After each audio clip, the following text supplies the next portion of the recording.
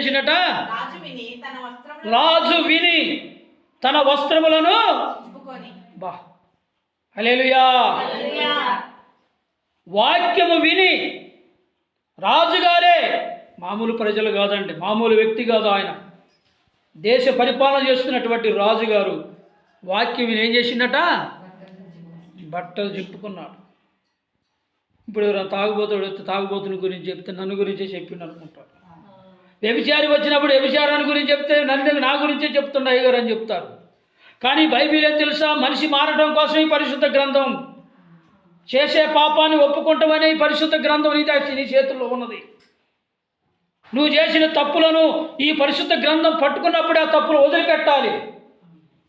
మళ్ళీ ఈ గ్రంథాన్ని పట్టుకొని మళ్ళీ నీ ఇష్టానుసారంగా తిరిగితే ఎవరు పాడైపోతారు. పరిశుద్ధ గ్రంథంలో కూడా ఆ మాట ఉన్నది. యోనా ప్రవక్త కూడా దేవుని యొక్క వాక్యాన్ని ప్రకటన చేస్తే ఏమని ప్రకటన చేశాడు? ఒక్కరోజు ప్రయాణం వెళ్ళి 3 రోజులు ప్రయాణం ఆ పట్టణం, నినివే పట్టణం.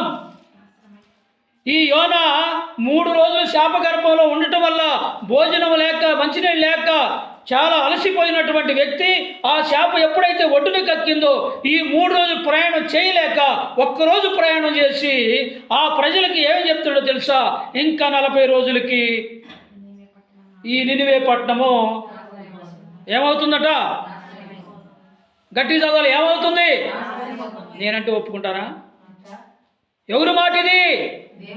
దేవుని మాట. దేవుని ప్రవక్త, దేవుని యొక్క సేవకుడు చెప్తున్నాడు. మీ పట్టణంలో ఉన్న ప్రజలందరూ నాశనం కాబోతున్నారు అన్నదట.